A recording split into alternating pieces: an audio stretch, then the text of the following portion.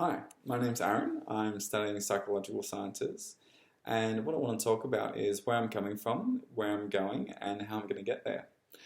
So, I think I've developed certain expertise working in the hospitality industry. I currently own my own cafe, which can be quite stressful, but it's been great because I've been able to learn new skills. One of the skills being social intelligence, which is what I use daily, just by interacting with customers and by managing staff. And the other one being novel thinking, which is just sort of, I feel, adapting to the environment. And an example of that could be something very small, like moving furniture around or designing a space so it's accessible and welcoming to customers. So whilst I've got this experience, I realized that I need to strengthen certain attitudes. One thing I learned from the success profiling tool is that I really need to work on my self-care. So I work 6 days, 45 hours, and I do uni part-time. So it's quite a bit. But I think if I focused on that and prioritise self-care, that I'd have more time and energy to better develop knowledge of the online environment.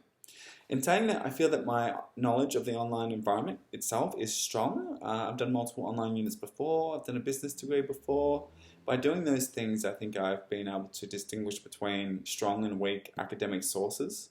I think what Metzger says was really good, but I've come to realise that it's not so much the sources themselves, it's more the ideas within those sources and how well established they are within the literature and how well supported they are by the research.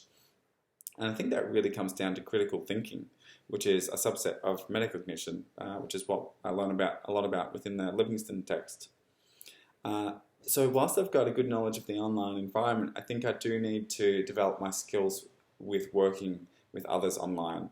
I haven't had too much online collaboration before, and by freeing up other areas, I think I can focus on that and learn more and put myself in an online social presence, which is really what the Kear's text really hit home for me on. But I don't really want to give myself too many excuses. So by improving that area and interacting with others, I think I'll be able to start to achieve my unit goals. My main unit goal is to be able to develop the ability to communicate online. That's really important for the future landscape. You know, communication's changing, media forms are changing. Take, my degree and my area, psychology, online therapy is something that's more and more being done over Skype, not so much physically face-to-face.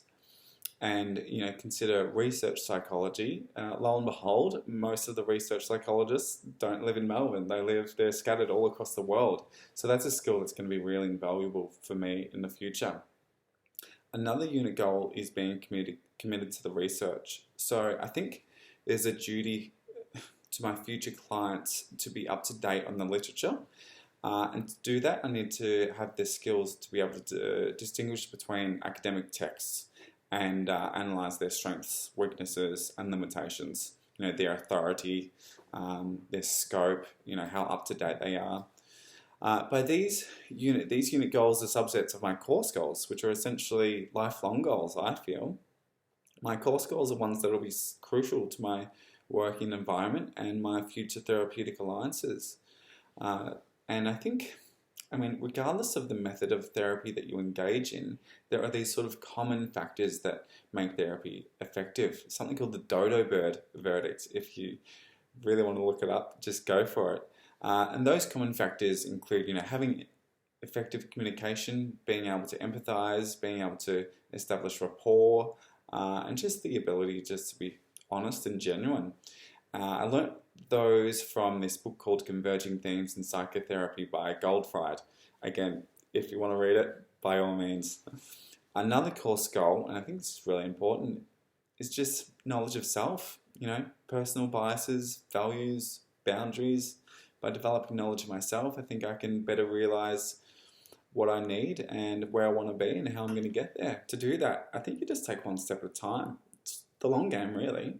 The skills that I get from this unit will be part of the skills that I get from the course, and the skills that I get from the course will be part of the skills that I need to be a psychologist. So wish me luck, and thanks for listening.